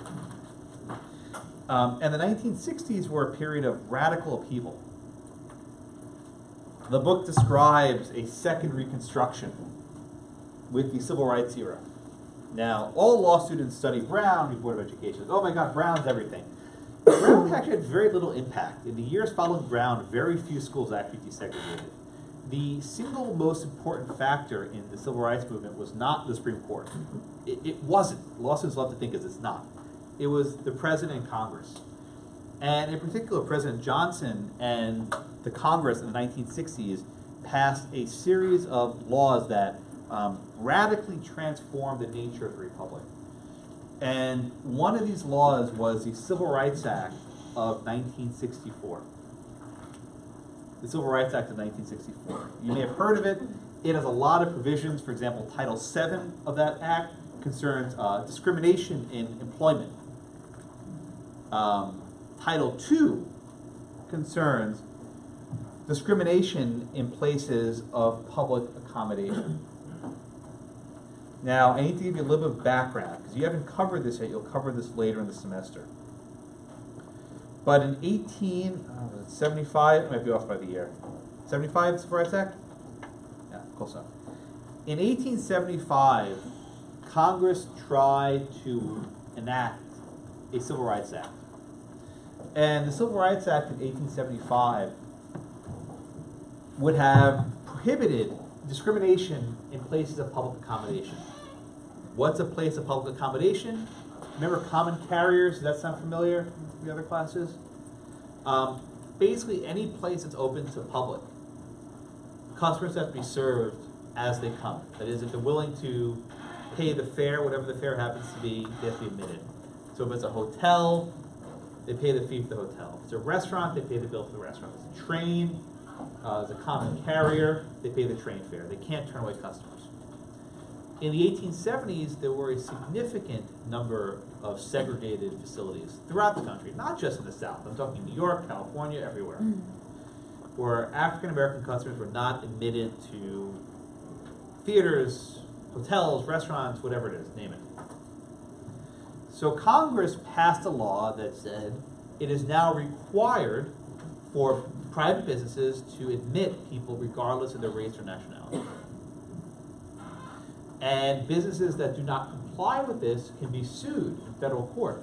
That is, plaintiffs, people excluded from these businesses, can bring a private cause of action against these businesses in federal court. Now, I want you all to turn in your constitutions to the 14th Amendment. We will do the 14th Amendment much later. It's on page 73, please. And I'll read for you section 1. I read it for you the first day. I'll read it for you again. And section 1 says, all persons born or naturalized in the United States and subject to the jurisdiction thereof are citizens of the United States and the state wherein they reside. Dot, dot, dot, dot, dot. Nor shall any state deny to any person within its laws, so within its jurisdictions, equal protection of the laws. This is equal protection clause. But the most important word there is state. It says, no state shall deny to anyone the equal protection of the laws. So state institutions were not able to deny people equal protection of the laws. So you may ask, wait a minute, John, how do you have segregated schools if states can't deny equal protection? This was the doctrine of Plessy versus Ferguson, the separate but equal doctrine, that so long as you had a black school and a white school, everything was fine, right? We'll get there later. But here we're not talking about a state. We're talking about a private business. Did Congress have the power to regulate private businesses? Well, they tried doing it under the 14th Amendment. If you flip to the next page, I'm sorry, page 76 actually, Section 5 of the 14th Amendment, and we're referring to Section 5 a lot. I'll just call it Section 5. Section 5 says the Congress shall have the power to enforce by appropriate legislation provisions of this article. In other words, if a state is violating someone's equal protection rights, Congress can allow stuff, can litigate legislation to go against it.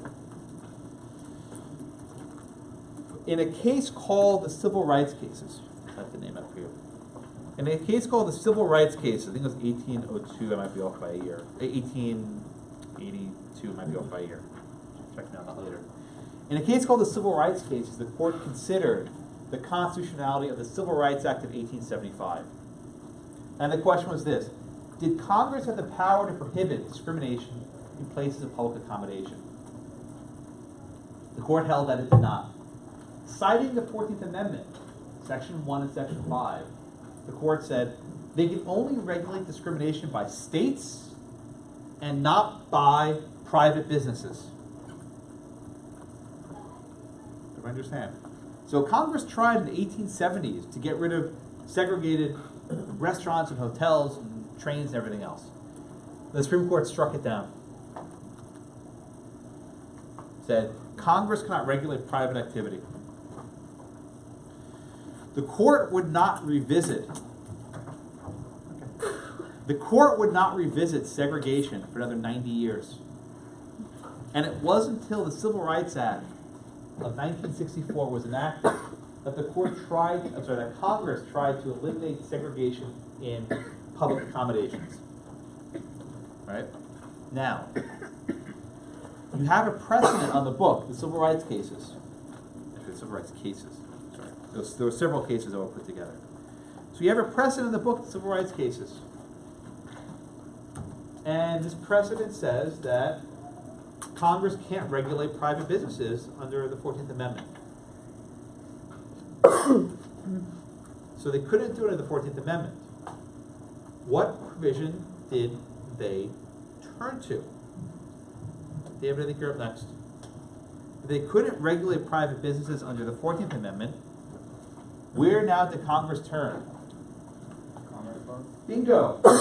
Now, how are they able to regulate local wages, local conditions, local restaurants under the Commerce Clause? What allows them to do that now in the Warren Court? They said that,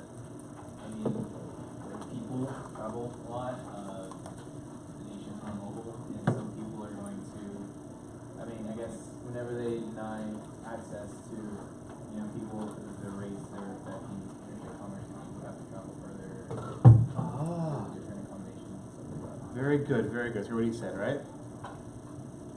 How do these civil rights cases come up, right? Katzenbach and Hearts of Atlanta. Have these cases come up, Evan? Let's say that Congress tried enacting this sort of Civil Rights Act in the 1920s. Would the court have upheld it? The exact same law prohibiting discrimination in places of public accommodation, right? Let's say they tried enacting in the 1920s. Would the court have upheld that law? Probably not. Good, why not? Because they were defining commerce laws a lot more narrow. Yeah. So would a decision of a person to go into a store or a restaurant be excluded? Would that have been interstate commerce in the 1920s? No. Okay, but now we're in the 1960s. What's the rule we got now?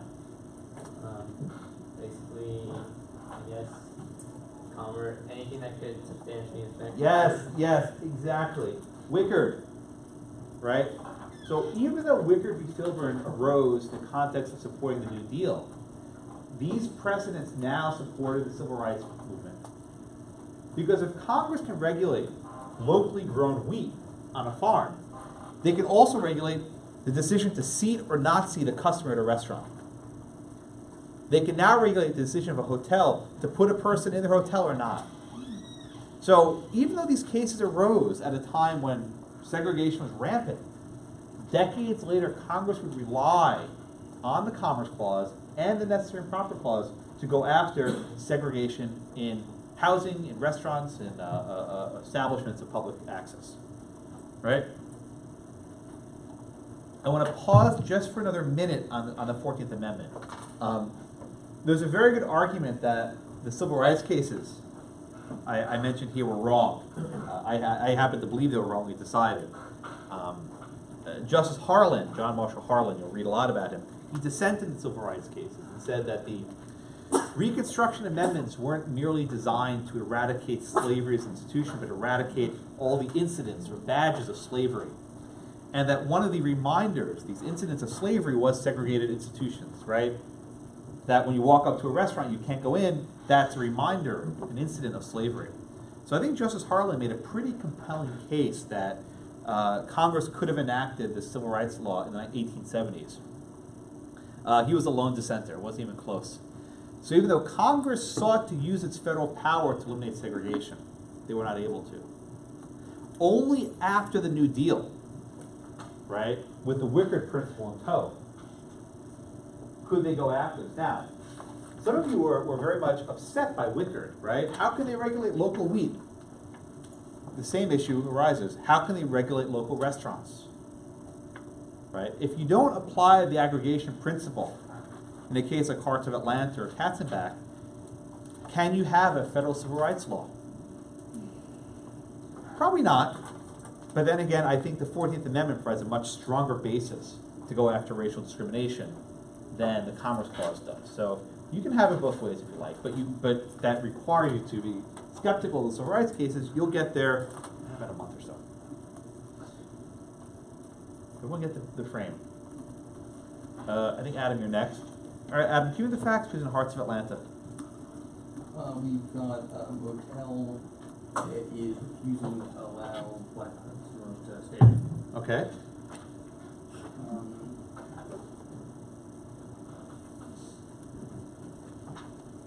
Keep going. And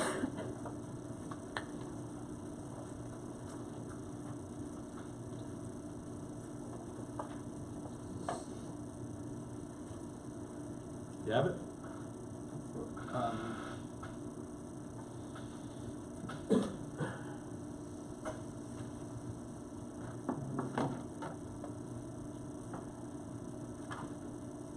And Congress didn't have the right to, they said that the Civil Rights Movement Act.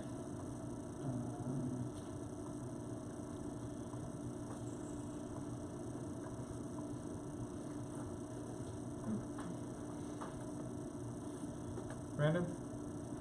What happened in Hartsville, Atlanta? Well, to pick up, the owner of the hotel said that under the Fifth Amendment, he could operate his business the way he wanted to. Okay, and what other clause did he challenge civil rights on? The civil rights.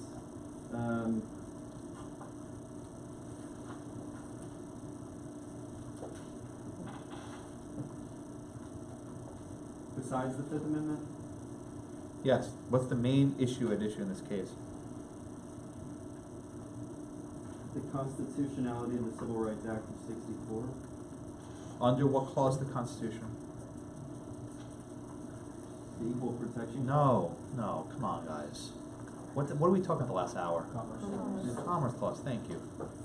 So Amber, what did the court do here? They basically ruled that the act was constitutional because of the fact that commerce was affected based off of all the people who were starting to actually be mobile. And while before this, nobody was really mobile that much, so it wasn't really affecting commerce if they didn't allow people to stay in their motel. But now they want people to be able to travel and do things, and if you don't allow everyone to stay in a motel, it will affect commerce. Okay. So we have it here, the Heart of Atlanta Motel in Atlanta. So I'll tell you a funny story. I showed this picture a couple years ago. It's a pretty iconic picture, right? You have a boat inside a swimming pool. I swear to God. This girl raises her hand and says, "That's my aunt." She said, "This picture is on her aunt's wall." Now she's much older. She was like, "I always had this picture of a boat in a pool. I never knew what it was." So actually her aunt was a model for the hotel back in the 60s. You can see her right there chilling. The question here is the decision to rent a room to someone in a hotel interstate commerce? Okay? So, to be precise, the answer to that question is no, right? Merely renting a room isn't interstate commerce. But it is a decision that in the aggregate has a substantial effect. The decision not to rent a room to someone is an economic activity that has a substantial effect in interstate commerce, right? Why? I think Amber said it a minute ago. When you have people driving from north to south, east to west, and they know that they can't go to certain establishments, they have to modify their behavior. They have to go out of their way, go to a different place, find a place I'll rent a room to them. And that impedes the flow of interstate commerce under the court's doctrine. And as a result, Congress can remedy that. And the means they choose to remedy that is by eradicating the discrimination to ensure that people who go to a hotel can stay there. I'll dwell on this point for a minute, but at the time, there was a book called the Green Book. Anyone ever hear about this? It was basically a book for African-American tourists, if you will, that said, if you're driving to this state, here's where you can go find a hotel that'll accept you.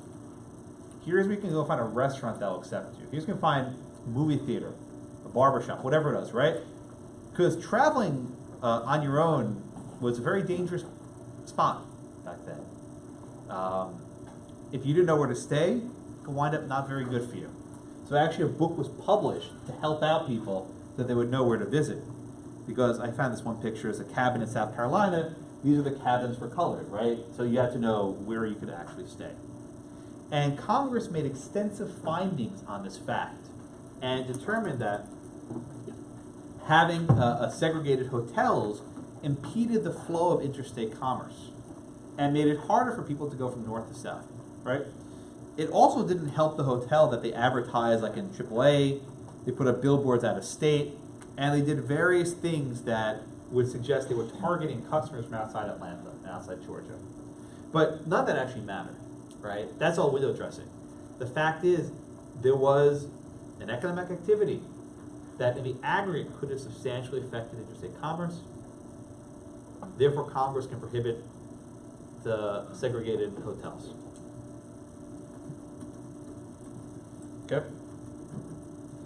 The court again decides Gibbons v. Ogden and intercourse because people were actually moving across state lines.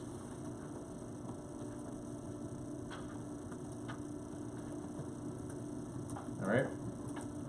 Any question about Katzenbach? I'm sorry, jumped ahead. Any question about Hearts of Atlanta? Any question about Hearts of Atlanta, right? People literally moving interstate commerce. Jackson. I think I just missed on why they couldn't use the 14th Amendment on this one instead of The reason why is because the civil rights case that I mentioned earlier. Okay. There was a case in the 1880s where the court said Congress doesn't have the power under the 14th Amendment to regulate conditions in private businesses. That's the reason why. Again, it's a case that was probably wrongly decided, but that's the case. That's the precedent they have. They could have overruled that case. So could they have still gone with it anyway? They should have. But this was fitting with the New Deal settlement, that you had this broad commerce power, let's use it. Justice Douglas, if you notice, his concurring opinion said, why don't we just go with the 14th Amendment? What he didn't say was we need to overrule like a 100-year-old case. He didn't mention that it's 80 years old at that point. But they didn't want to overrule that old case. But this was not much further than Wickard, right? Wickard already pushed it all the way out. So this was basically going up to where Wickard was. Any other questions on Hearts of Atlanta? The next case, Katzenbach v. McClung presented a slightly different position. It involved Ollie's Barbecue in Birmingham. Anyone from Birmingham? You raise your hand? Yes. Looking away? What is that? I just didn't turn, okay. Did you ever go to Ollie's? No. Anyone? So, I'm actually, I love collecting knickknacks of all Supreme Court cases, and I have a lot of things. This case I have a bunch of. The barbecue was in business until fairly recently. This was their logo. So I actually have, I bought a case of barbecue sauce maybe a decade ago. I never actually tried it. It's probably gross at this point. I was gonna say, it's 10 years old? Yeah, about 2009. It's not. No, it's sealed. It's never even opened. But you still can't open it now. I'm not going to. Okay. It sits on my shelf. And I give these away as like trinkets and stuff, right? So I actually have a case of the barbecue sauce since 1926. It's Ollie's Barbecue. I'll get you another. I'll bring you another one. You will? It's closed. Oh. I said that right. Amazon. Oh, is that a trick question if I've been? But anyway, I had I think a box of 7, 3, 5, 6, whatever it is. I think I've down to 4 bottles. I've given them away over the years, but I keep them. See, actually, the color faded. These were like this bright orange. Now it's like this poultry brown. Yeah, that's why I'm not going to get it. I don't actually like barbecue sauce anyway. It's not important. Carpetbagger. But Katzenbach presented a slightly different situation. Because here they weren't targeting out-of-state customers. In fact, all their customers were within one state. Why is this case different? David, why is this case still within Congress's powers? They used that fact that they bought meat from a local supplier, and the local supplier got meat from out of state. Exactly, right? The fact is they're getting products from out of state. It's impossible to run a business with all of your products sourced locally. You can't do it, right? And here, I have a constitutional mystery for you. So, I have another trinket for you. I have Google alerts for every manner of items. And one such item I have is for Ollie's Barbecue. And I have here a matchbook from Ollie's Barbecue. And I've timed it to roughly the period where they were in this case. What? Keep giving me suggestions. You can go volunteer. Okay. Buy me barbecue sauce. Laminate my thing. Okay, fine, whatever. So, one thing that's significant about this Ollie's Barbecue is this. Let's see if I can zoom in. Oops. So, whoa. What does that say? I got it. Universal Scotch? Match. Match. What city? What city? Atlanta. Atlanta.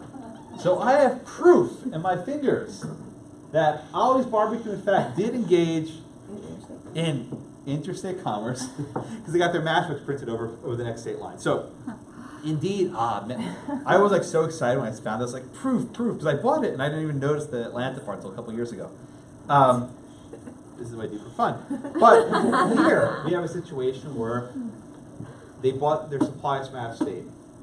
That was enough to have a substantial effect on interstate commerce. Even though their serving customers had nothing to do with interstate commerce, they had no out-of-state customers, under the aggregation principle of Wickard, if a lot of segregated businesses buy meat from overstate, that can affect demand somewhere else, aggregate it all together, and that will get you to interstate commerce. And the opinion, I think it's by Justice Clark, gives this idea of a rational basis. And I want to mention this. The court says that Congress had a rational basis for finding that racial discrimination in restaurants had a direct and adverse effect on the free flow of interstate commerce. What is a rational basis? What does this mean? You're going to hear this phrase over and over again. And this is actually Carlo's question from a little bit earlier. It doesn't matter if this single barbecue shop actually has any effect on commerce in another state. It's irrelevant. The question is, could it? That is, in Congress's imagination, could all these local barbecue shops in the aggregate affect interstate commerce? If the answer to that question is yes, Congress has the power to regulate it. David? So does that cover the fact that, say, Ollie's Barbecue totally locally sourced everything? Yeah, totally local source, farm grown. They didn't buy anything, they printed their own matchbook. Yeah, right? They didn't buy anything from out of state. Where'd they get the ink from? They made their own ink in the back. I mean, like, From the bag. if they truly proved that they you're thinking too hard, right? Wickard. No, Wickard. Right? Wickard But literally Wickard- grew only his own farm activity. Wickard covers that Exactly. principle. Yeah. That even if they were solely. Yeah, so there was a case a couple years ago where this group out in Montana tried to make locally sourced rifles that were not subject to federal control. And they mined the ore, they got the wood, they made the muskets, they got the iron, everything in one state. And the court said, no good. Your decision to buy a locally sourced rifle and make it yourself means you're not buying it from some other state. Therefore, it has substantial effect in interstate commerce, and you know the drill. Once you get the substantial effects test, virtually anything can be swept under it. Virtually anything, really. So the holding then in Katzenbach v. McClung, the Ollie's Barbecue case, is that Congress can assume that this restaurant purchases goods from outside state line, and they have a right of protecting the free flow of commerce, such that, think of it like this, we don't want goods being shipped to segregated restaurants. We want the produce to be shipped to integrated restaurants. I don't know, maybe Congress can make the conclusion, but the courts will hold it in any event. So between Katzenbach and the Hearts of Atlanta, the Federal Commerce Clause becomes very broad, but not much broader than it was in Wickard v. Filburn. So is it safe to say that segregation, I guess the move towards ending segregation was more for economic gain than moral reasons? What do you mean? Like, I mean, I guess when you talk about the segregation and then them talking about linking it up with commerce, I never really thought of it like that. It's a weird fit, right? It is. You think it's like we want to get rid of this because it's immoral, right? Exactly. But it's only about economics. Exactly. So what happens if there's segregation in a context that's not economic? What if it's like, in a school? It's a school economic activity. Right? So, yeah, and this is Justice Douglas, I think, and also Justice White, Justice White's opinion in the first case. There's a weird fit between using only commercial transactions as a way of getting rid of segregation. But I want to flip your question a little bit. Segregation was an economic institution, right? It wasn't just government-sanctioned schools, right? Black school, white school. This was separate lunch counters, separate water fountains, right? So Jim Crow wasn't merely a governmental system. It was a purely economic situation. That's why you need the Green Book. I showed you this a few minutes ago, that if you want to drive somewhere, you knew you had to get a book to tell you where you could actually stop off. That Jim Crow segregation and economic boycotts and the like were very closely related. That's why the boycotts were an effective tool to combat it. So I get your question, but if you think about it for a minute, a lot of the segregation was economic in nature. So there's a fit, but it's a weird fit. I get exactly what you're saying. It's interesting. Yeah, read Justice Douglas's concurring opinion again, and I think was it Goldberg or White? I can't remember. Goldberg, yeah, and also Goldberg too. But they're saying that this is a weird thing to do, that the amendment that should be used to get rid of segregation are the Reconstruction Amendments, 13, 14, not interstate commerce that was on the books back in John Marshall's day. Amber, and then Case? I was gonna say, the concurrent opinion basically, he says, you're equating them with like cattle. Yeah, I think that's Brittany's comment. Yeah. Is that similar? It's a weird thing that, these are just people moving in commerce, whatever. It's weird, right? But this was the doctrine that justices were comfortable with because they were all products of the New Deal. They were comfortable with just treating people as cogs in commerce. That's what they wanted. Quickly, then Brittany, Case, yeah. It's innovative as well, I just want to say that. I mean. Yeah, they fit it in, right? It's innovative, yeah. it is. Yes, Case. Couldn't it have just been that they wanted to get rid of it, and they knew the easiest way that they could get rid of it? It was easy, yeah. This was like, this was a simple plug and play, right? All I have to say is Wickard, Darby, Jones and Laughlin. We did this 30 years ago, let's move on. They didn't need to revisit a doctrine from 100 years ago, right? I'll leave you with one thought though. Had Congress decided to make these laws based on the 14th Amendment and not commerce, would they have reached gender? Did the 14th Amendment ratified in 1868 concern gender discrimination? We'll get there maybe in 2 months. All right. So let me wrap up and summate for a bit. Summate, is that even a word? I don't think so. Summarize. The court's Commerce Clause doctrine, as witnessed by our multiple choice question at the outset, it's not a straight line. It goes up and down and up and down. By the time we get to the New Deal, the court more or less settled on the John Marshall vision, where the only limit on federal power is what is Congress willing to enact. And if Congress gets the votes and the president signs into law, that's about it. So in Wickard, Darby, Jones and Laughlin, any economic activity that in the aggregate has a substantial effect in interstate commerce, we'll say that in your sleep by the time you're done, can be regulated. However, when we get to the 1990s and 2000s, the court begins to peel that back. And you'll learn more about that in your case readings for next week. Anything else? Stay safe, stay dry, and I hope to see you all here on Tuesday.